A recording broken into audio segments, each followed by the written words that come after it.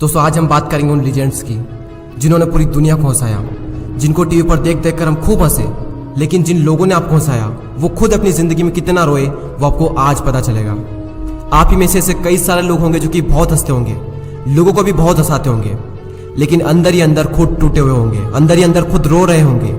अगर ऐसा है तो ये वीडियो आपके लिए है। सबसे पहले हम बात करेंगे उस इंसान की जिसके घर की छत इतनी टपकती थी कि बारिश के आते ही उन्हें ऊंची जगह पर जाकर खड़े होना पड़ता था, जिसने अपने बुरे वक्त में एक्टरों की आवाज़ निकालकर पेन बेचे, जो सिर्फ 7th क्लास तक पढ़ा है, जिन्होंने 18 की उम्र में हिंदुस्तान यूनिलीवर कंपनी में काम किया और कंपनी के स्टाफ को मिमिक्री शो करके हंसाया करते थे। मैं बात कर रहा हूँ जॉन राव की, जिसे आज पूरी दुनिया जॉनी लीवर के नाम से जानती है, और आज की डेट में जॉनी लीवर की नेटवर्थ है $30 मिलियन। जॉनी लीवर कहते हैं कि तू बस मेहनत कर, क्योंकि जब परमेश्वर की रोशनी आती है तो हमारे अंदर एक ताकत आ जाती है। और ये तो कुछ नहीं, इसके आगे जो कहानी मैं आपको सुनाने जा रहा हूँ उसे सुनकर आपके रोंगटे खड़े हो जाएंगे। ये कहानी है उस इंसान की जो मरने के बाद भी लोगों के दिलों में राज करता है। इस इंसान ने पूरी दुनिया को हंसाया, लेकिन इनका शुरुआती जीवन बहुत ही संघर्षमय रहा। इनके माता पिता स्टेज शो करके पैसे कमाते थे, लेकिन कुछ ही दिनों बाद इस लड़के के पापा इनकी फैमिली को छोड़कर चले गए।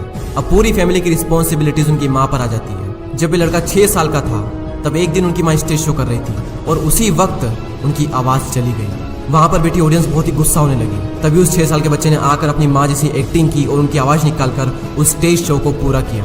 लेकिन दुर्भाग्य ये था कि उस स्टेज शो के बाद उनकी माँ की आवाज़ कभी वापस नहीं आई। और उससे भी बुरा तो तब हुआ जब वो 8 साल के थे, तब उनकी माँ की मेंटल हालत बिगड़ गई, जिसकी वजह से उन्हें मेंटल हॉस्पिटल में भर्ती करना पड़ा। लेकिन इन सब के बावजूद भी ये बंदा परिस्थितियों के आगे झुका नहीं। इन्होंने खुद के स्टेज शो करना शुरू कर दिए और इनका टैलेंट सिर्फ स्टेज तक ही सीमित नहीं था। इनके टैलेंट को पहचानते हुए इन्हें फिल्म इंडस्ट्री में शामिल किया गया और इनकी पहली film I making a living. और इस फिल्म के बाद भी उन्हें कई सारे ऑफर्स आने लगे।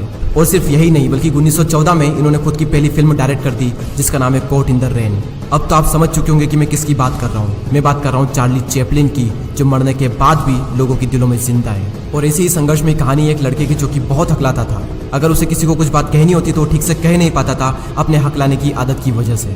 और इसी आदत की वजह से उनका कई बार मजाक भी बना। अगर उनकी जगह हम होते तो यूट्यूब पर सर्च करते कि अगर कोई मजाक बनाए तब क्या करें। लेकिन इनका पूरा फोकस अपनी कमजोरी पर ना होकर अपनी ताकत पर था। जो कॉमेडी के लिए बहुत ज़्यादा पैशनेट थे, लेकिन हकलाते बहुत थे, तो इन्होंने अपनी फिजिकली हरकतों से लोगों को हंसाना शुरू कर दिया। और इनके पैशन को देखकर इन्हें फिल्म इंडस्ट्री में काम करने का मौका मिला। और 1977 में इनकी पहली फिल्म आई जिसका नाम था बीन। और इसके बाद लोग इन्हें जानते हैं मिस्टर बीन के नाम से। यानी कि जो बंदा ठीक से बोल नहीं सकता था उसने कॉमेडी की दुनिया पर राज किया। और मिस्टर बीन ने सिर्फ 14 एपिसोड और 2 मूवीज किए। और ये एपिसोड और मूवी दुनिया के 200 से भी ज्यादा देशों में खूब पसंद की जाती है। और आज की डेट में मिस्टर बीन की नेटवर्थ है $150 मिलियन।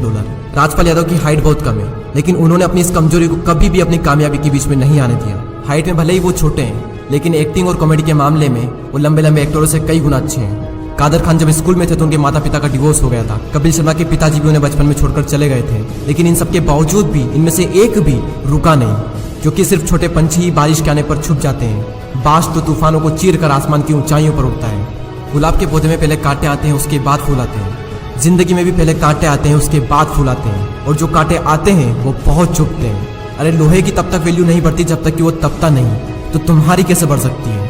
तुम्हारी वैल्यू भी उस लोहे की तरह तब तक नहीं बढ़ेगी जब तक कि तुम तपोगे नहीं। तो जब भी तुम अपने हालातों को दोष देने लगो और ऐसा लगे कि जिंदगी बहुत ही टफ है, तब Johnny Lever, Charlie Chaplin, Mr Bean, Kader Khan, Rajpal Yadav, Kapil Sharma, इनकी स्टोरी को याद कर लेना। जब लगे कि मेरी हाइट कम है तो राजपाल यादव का चेहरा आपके सामने आना चाहिए। जब लगे कि मेरा रंग सांवला है तो जॉनी लीवर का चेहरा आपके सामने आना चाहिए। जब लगे कि मैं हकलाता हूँ, मेरी आवाज़ ठीक नहीं है, तब मिस्टर बीन का चेहरा आपके सामने आना चाहिए। अरे तुम क्या अपने हालातों को दोष देते हो? इस दुनिया में कैसे कैसे लोग हुए जो कि कहाँ से कहाँ पहुँच गए। उनकी लाइफ की सिचुएशन इतनी खराब थी, उसके बावजूद भी वो उस लेवल पर पहुंचे जिसकी दुनिया सोच नहीं सकती।